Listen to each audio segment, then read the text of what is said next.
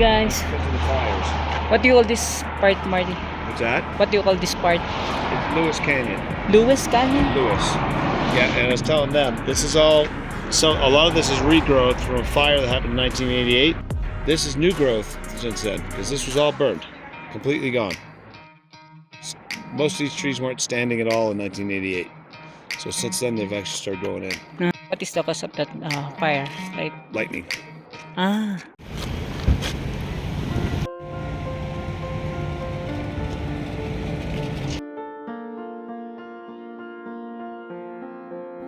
Yellowstone National Park preserves the most extraordinary collections of hot springs, geysers, mud pots, and fumaroles on Earth. More than 10,000 hydrothermal features are found here, of which more than 500 are geysers. Old Faithful is one of nearly 500 geysers in Yellowstone and one of 6 that park rangers currently predict. It is uncommon to be able to predict geysers' eruption with regularity, and Old Faithful has lived up to its name, only lengthening the time between the eruptions by about 30 minutes in the last 30 years. Thermal features change constantly, and it is possible that Old Faithful may stop erupting someday.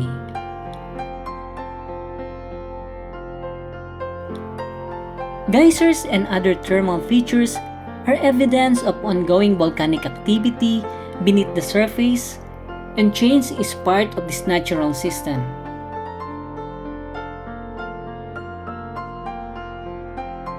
Yellowstone preserves the natural geologic processes so that the visitors may continue to enjoy this natural system.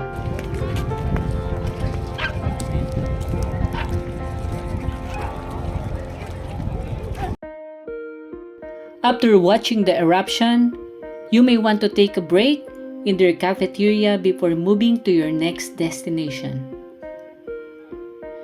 You can buy some souvenirs here, or just go to the restroom before leaving the place. Rainbows. Oh, lightning too. That would have been cool. Lightning and a rainbow. I know what one you're thinking of.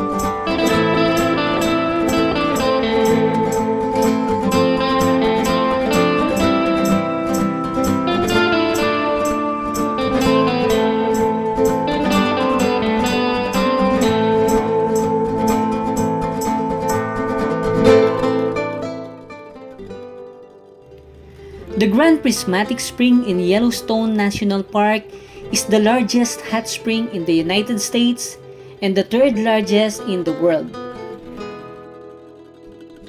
Grand Prismatic Spring, located in Midway Geyser Basin, has the distinction of being the park's largest hot spring. It measures approximately 370 feet in diameter and is over 121 feet or 37 meters deep. Grand Prismatic Springs gets its name because of the rainbow of colors within the pool. Deep below Yellowstone National Park, an active volcano magma heats water that rises to the surface through fissures in the Earth's crust. The spring is formed when water emerges from deep cracks in the Earth's surface.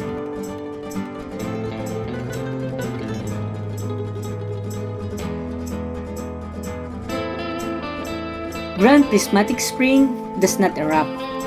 Their plumbing has no constriction. Superheated water cools As it reaches the surface, sinks, and is replaced by hotter water from below. This circulation prevents water from reaching the temperature needed to set off an eruption.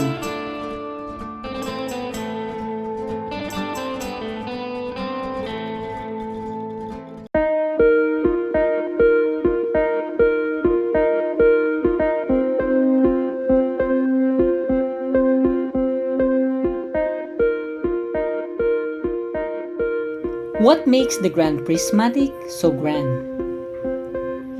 Deeper than a 10-story building. Extremely hot water travels 121 feet from a crack in the earth to reach the surface of the spring. The hot spring has bright bands of orange, yellow, and green ring the deep blue waters in the spring. The multicolored layers get their use from different species of heat-loving bacteria living in the progressively cooler water around the spring. And the deep blue center? That's because water scatters the blue wavelengths of light more than others, reflecting blues back to our eyes.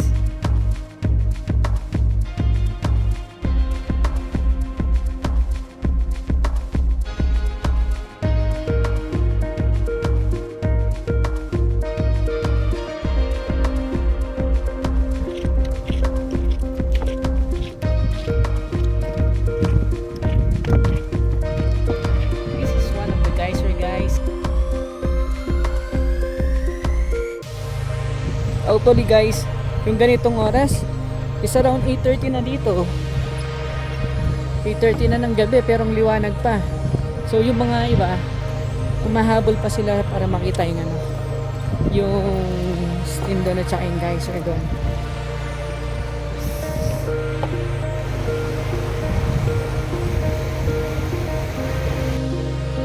It is illegal to swim, bath, or wade in the thermal features of the Grand Prismatic Spring. You could get burned, or it can even be fatal. If you want to go swimming in Yellowstone, you should know that it is only allowed in a few designated areas, namely Boiling River and the Firehole Swim area.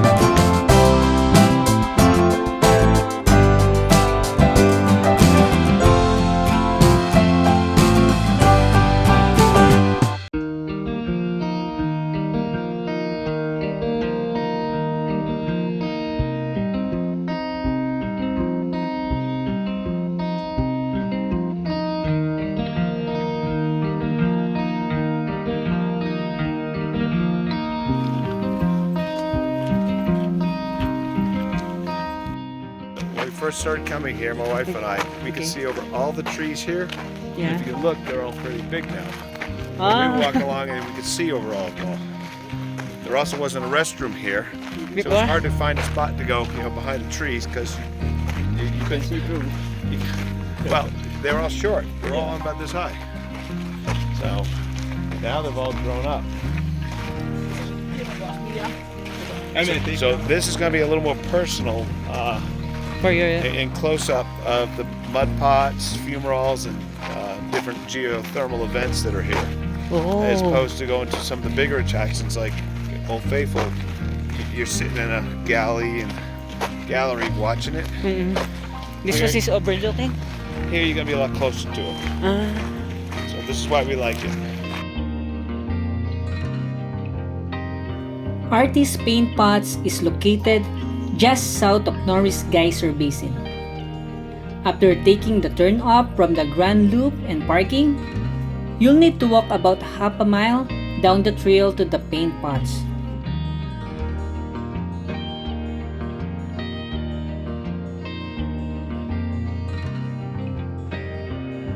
The Artist Paint Pots trailhead is reached by a little side road ending at parking area that, although quite large, still open, fills up on a busy summer days.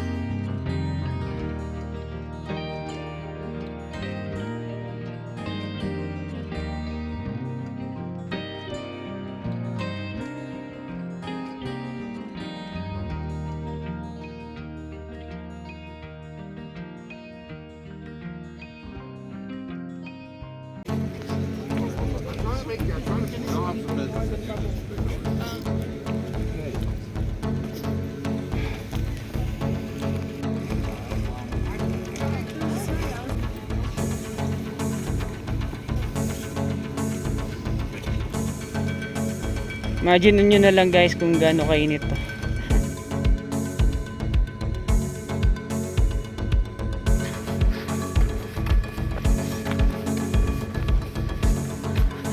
Pero guys, kahit na maraming mga geysers dito, titingnan mo naman sa mga sides, buhay na buhay naman yung mga halaman.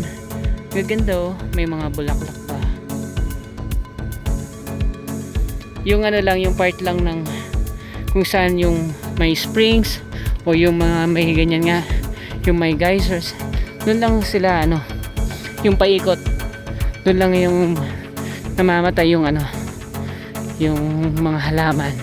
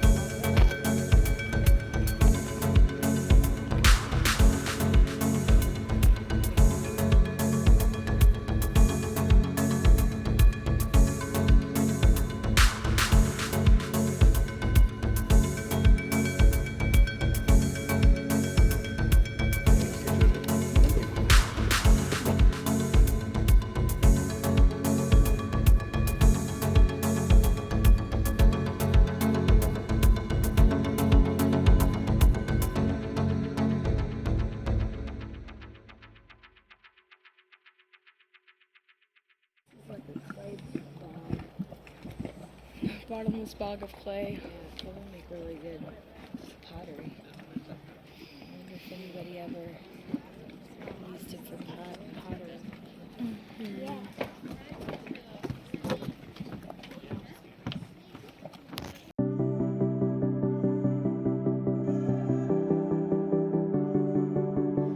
There are 5 types of hydrothermal features readily visible in Yellowstone. Number 1 is hot springs. These are pools of hydrothermally heated water. Number 2, geysers. These are hot springs with constrictions in their plumbing, which causes them to periodically erupt to release the pressure that builds up. Number 3, mud pots. These are hot springs that are acidic enough to dissolve the surrounding rock and typically also lack of water in their system. Number 4. Travertine terraces. These are hot springs that rise up through limestones, dissolve the calcium carbonate, and deposit the calcites that makes the travertine terraces. Number 5. Fumaroles. These hot features, also known as steam vents, it has lack of water in their system, and instead, it constantly releases hot steam.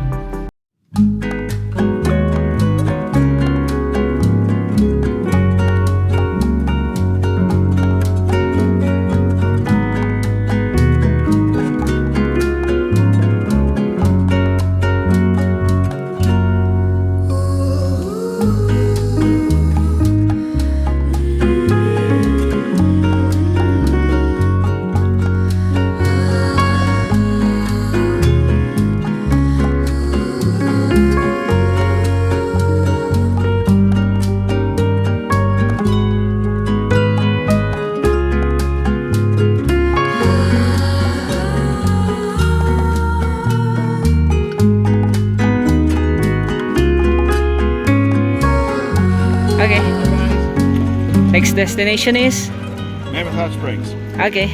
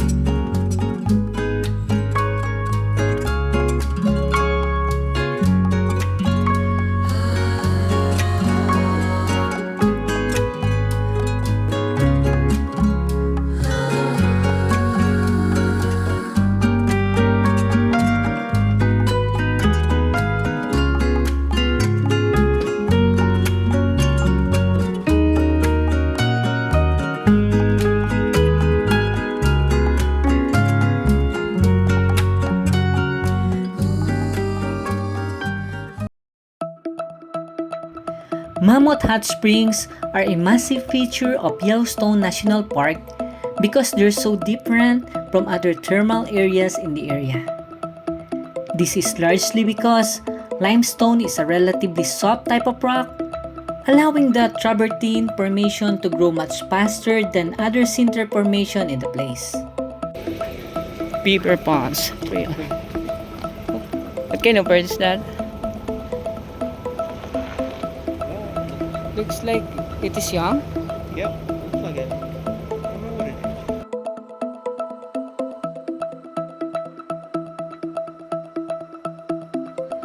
My friend Marty and Wendell been here in 1986, and they say that these places are full of flowing waters that time. Now it is changing. Because the water would start to come up in another place, or come up more, so the water would flow here more. So do you think because it's getting hot I have no this. at the bottom, so the You don't that know what's water? going underneath us. You know, underneath the ground. Yeah. You know, 1,000 feet underground. Who knows what's going on? But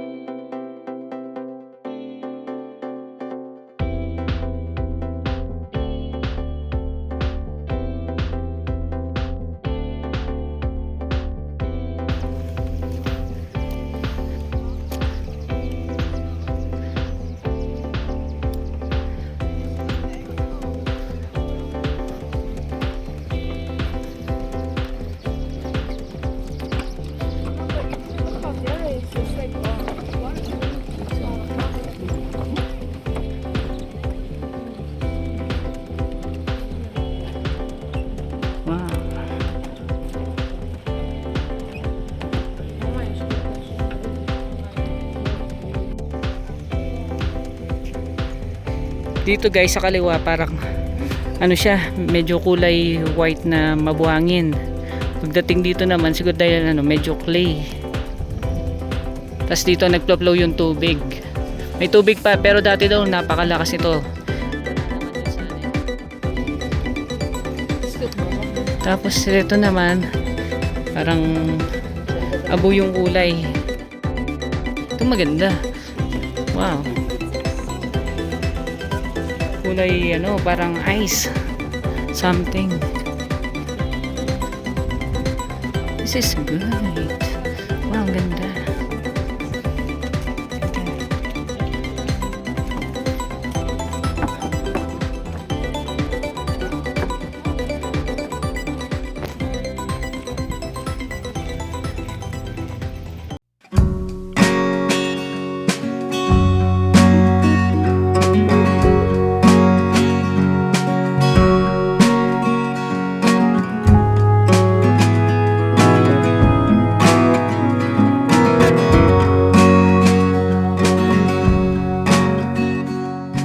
Guys, so nandito na kami ngayon sa sa Yellowstone Park, Grand Canyon. So this is the map for the Grand Canyon.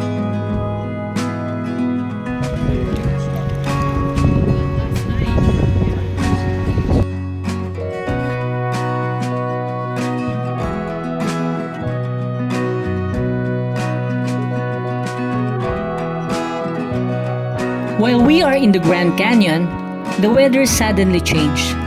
People started to head back to their vehicles and the rain started to fall.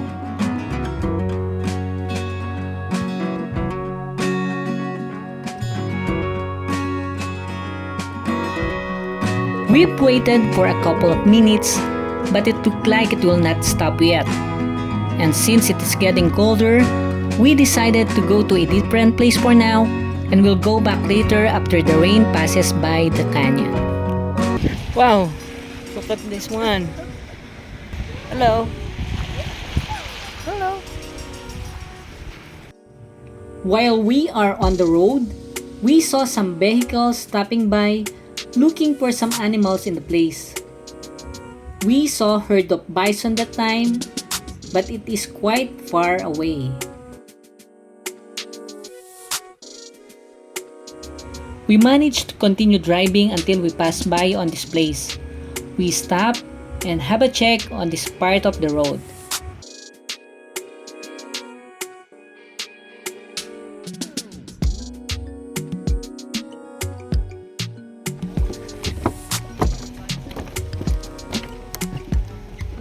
Let's see the bison here.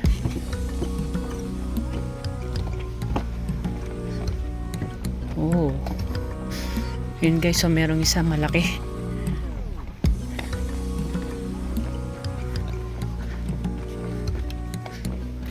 Try natin lumapit.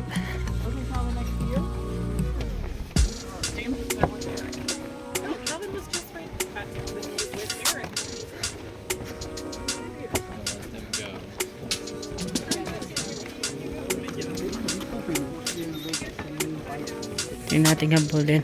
Don't know why, just one.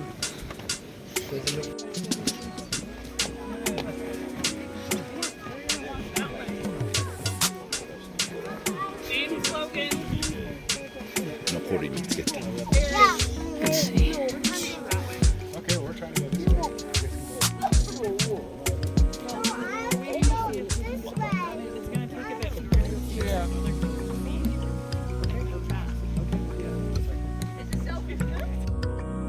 Aside from the bison, the place is actually for viewing some hot springs, like this mud volcano in this area.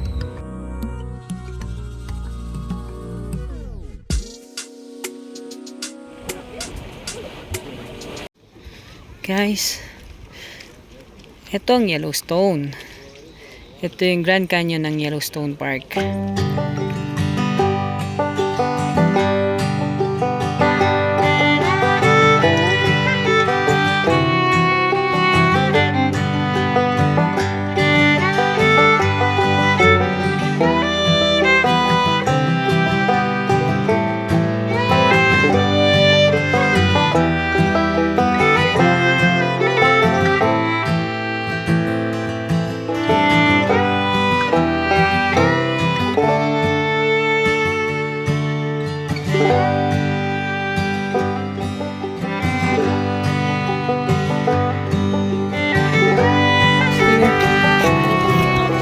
Marty, this is the best time.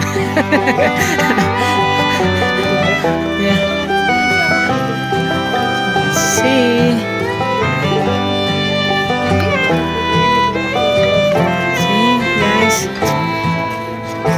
Ito yung pinaka-main ng Yellowstone Park. Wow.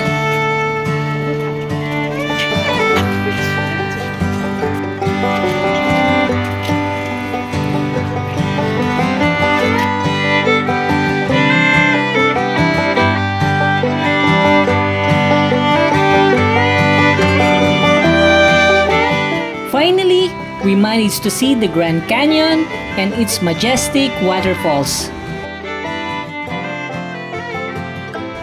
Sometimes, you just need to wait. There is always a pretty weather after the rain.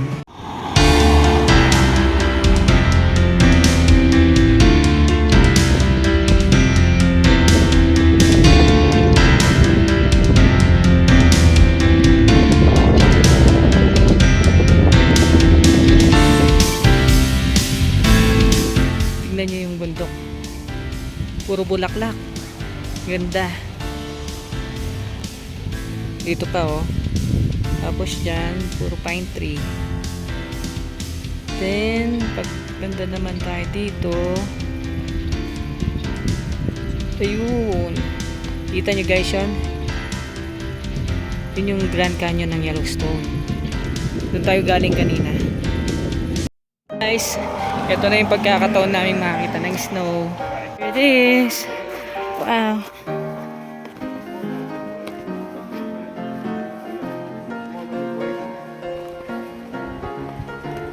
Is it cold? Good. There's water coming off. Ooh.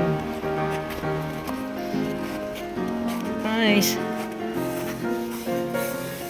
Nice.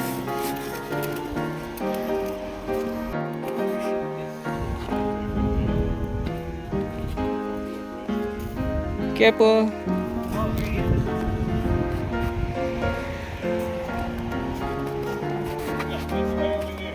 It's like a little glacier.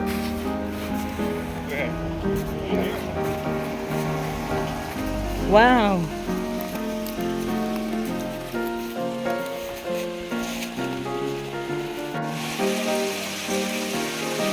Guys, nakakita rin ng snow.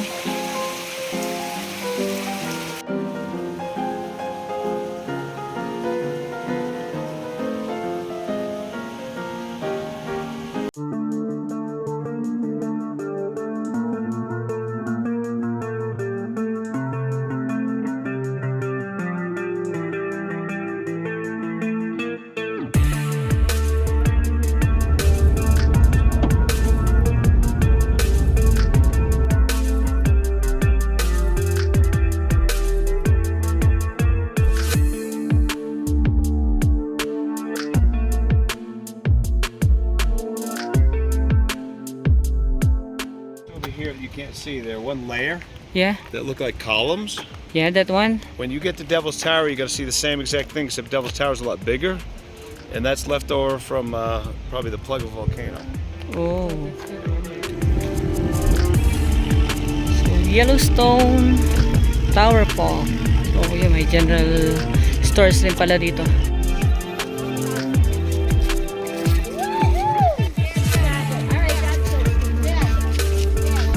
Let's see. Here.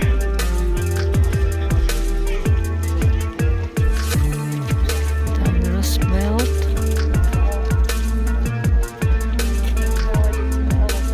Schindler's List.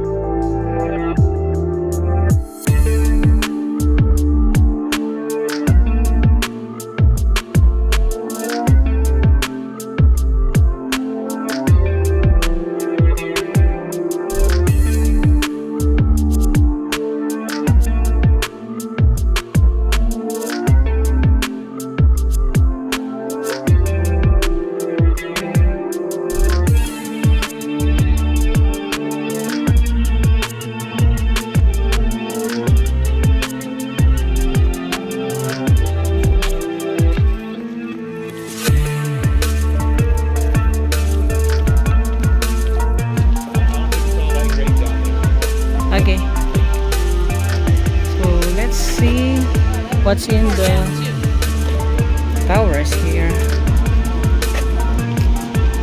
It's the story of two rocks.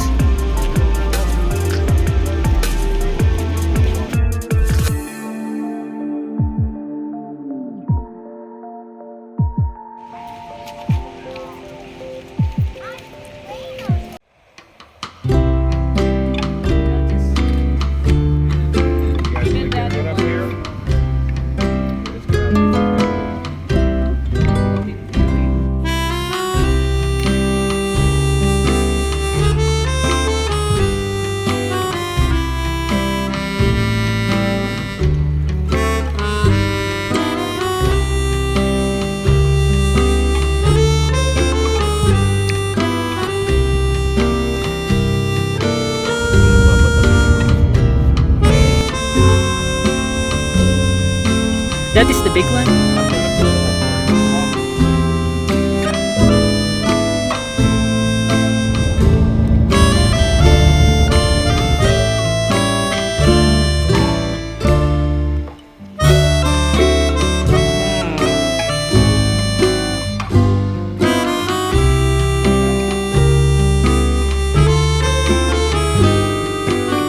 Tignan natin kung ano yung inispatan nila dito.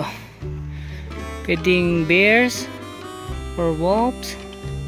Dito lahat sila nakatingin eh.